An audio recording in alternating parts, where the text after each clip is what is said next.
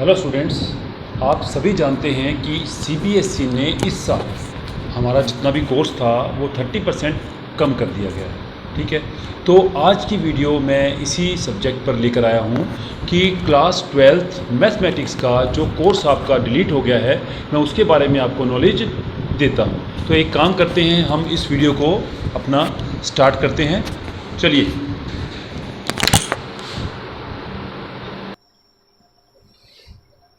चलिए यहाँ से स्टार्ट करते हैं कि हमारा जो फर्स्ट चैप्टर है क्लास 12th में, उसका नाम है रिलेशन एंड फंक्शन। ठीक है, रिलेशन एंड फंक्शन वैसे तो बच्चों को बताऊं मैं, बहुत टफ चैप्टर लगता था ये वाला।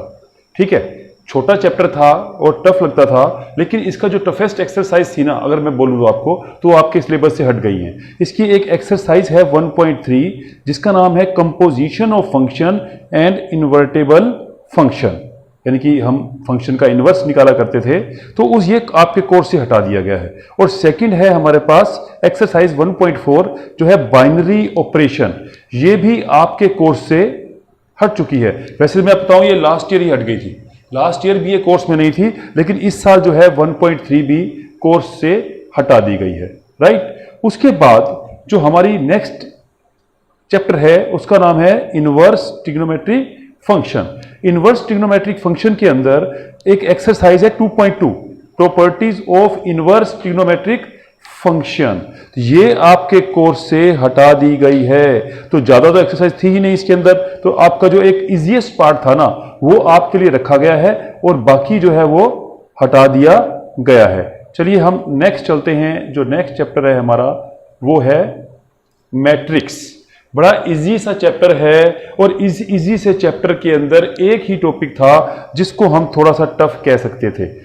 ठीक है, exercise 3.4 inverse of matrix by elementary operation.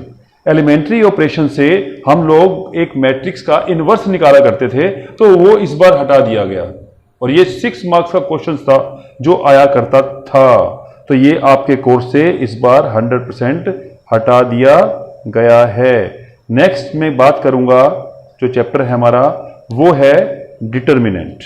Determinant की जब मैं बात करूंगा तो उसमें क्या था, इसमें भी एक एक्सरसाइज है 4.2 जो बच्चों को थोड़ी सी ये भी टफ लगती थी, क्योंकि प्रॉपर्टीज के बेस पर हम एक डिटर्मिनेंट को इवेल्युएट करते थे। ये 4.2 एक्सरसाइज हटा दी गई है और एक 4.6 एक्सरसाइज है जिसमें हम एक डिटर्मिनेंट की कंसिस्टेंट या इनकंसिस्टेंट सॉल्यूशंस के बारे में बच्चों को बताया करते थे। तो ये भी जो है ना आपके कोर्स से हट चुका है। नेक्स्ट आता है हमारा कंटिन्यूटी एंड डिफरेंशिएबिलिटी। ठीक है जी, ये क्लास बड़ा इंपॉर्टेंट चैप्टर है।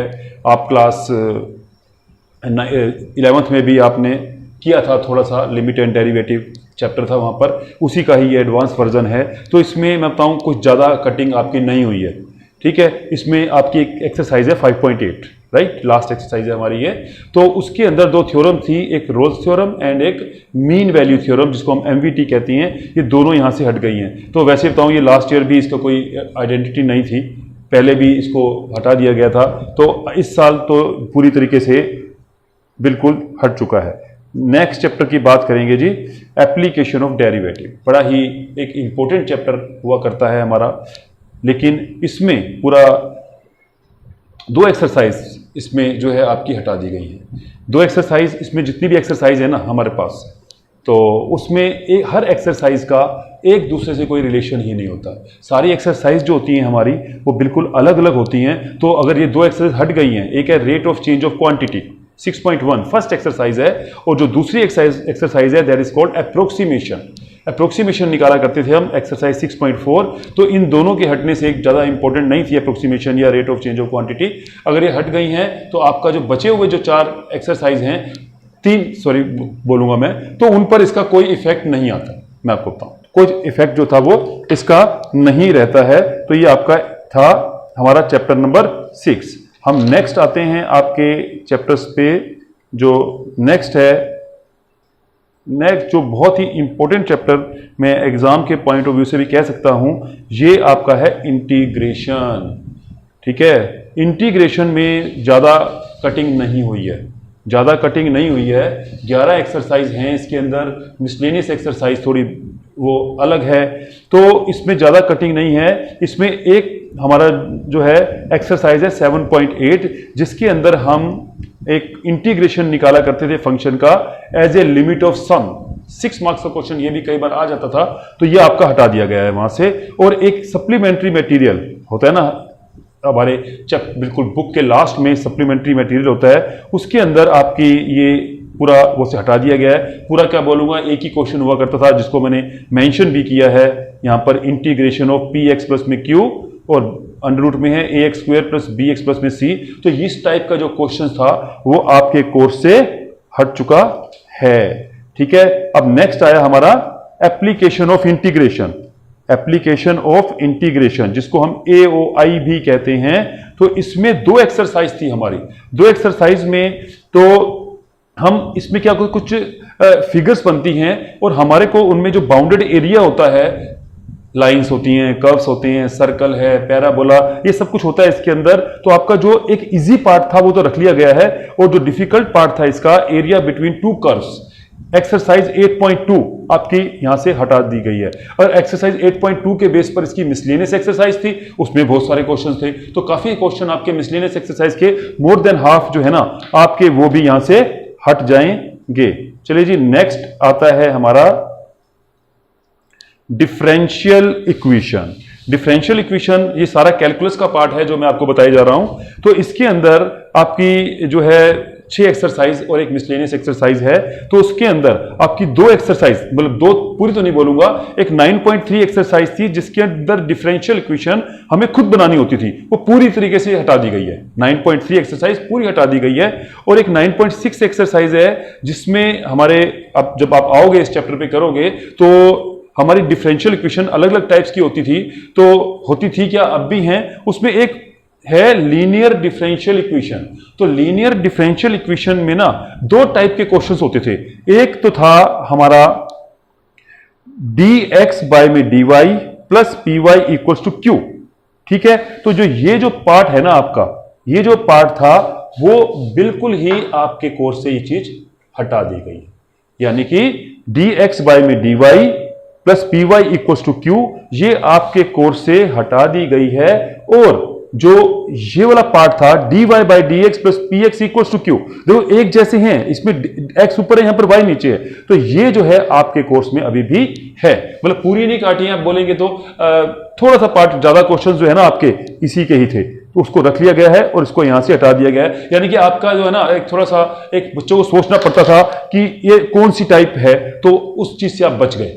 ठीक है, अब नेक्स्ट जो हमारा चैप्टर आता है उसका नाम है वेक्टर अलजेब्रा। वेक्टर बड़ा ही इजी सा चैप्टर है जी, बहुत इजी चैप्टर है। पूरा का पूरा चैप्टर एज इट इज रख लिया गया है। अगर आप कहेंगे तो ये चैप्टर जो है ना आपका पूरा एज इट इज रख लिया गया है। बस एक सप्लीमेंट्री एक्सरसाइज जो है लास्ट में होती है जो बुक के, उसके अंदर एक था स्केलर ट्रिपल प्रोडक्ट, बहुत इजी टॉपिक था, बस इसी को हटाया गया है। बाकी पूरा चैप्टर ऐसे रखा गया है, और वैसे तो बहुत इजी था, ये ज्यादा टफ था भी नहीं। अब आते हैं जी हमारे क्लास 12 का सबसे डिमांडिंग चैप्टर, जिसको हम कहते हैं 3 dimensional geometry, popularly known as 3D। इसको 3D के नाम से जानते हैं। और आप किसी क्लास 12 जो बच्चा पास आउट कर चुका है उससे बात करेंगे तो अगर 3D का नाम लोगे तो आपको डराएगा जरूर, है ना। तो 3D के अंदर अभी भी सारा कुछ है, बस थोड़ा सा जो एंगल्स निकालने वाले क्वेश्चंस थे वो आपके कोर्स से हट गए हैं। उसके अंदर एक तो है एंगल्स बिटवीन 2 लाइंस, ये यहां से हट गया, एंगल्स बिटवीन 2 प्लेन्स ये हट गया यहां से, और angles between a line and a plane, ये 3 जो थे वो आपके कट गए हैं। यानी कि पूरा पूरा एक्सरसाइज या नहीं कटी है, एक छोटा सा जो टॉपिक है आपका वो हटा दिया गया है यहां से। ठीक है, ये काफी इंपॉर्टेंट चैप्टर है आपके एग्जाम के पॉइंट ऑफ व्यू से, और ज्यादा इसके अंदर हमारा नहीं कटा है। ये 11 चैप्टर के बारे में मैंने आपको बता दिया। अब आते हैं जी हमारा जो नेक्स्ट चैप्टर है उस पर। ठीक है जी, नेक्स्ट चैप्टर है हमारा लीनियर प्रोग्रामिंग। इसको हम क्या कहते हैं जी, एलपी कहा जाता है, और बहुत ही बच्चों को आसान लगने वाला चैप्टर है।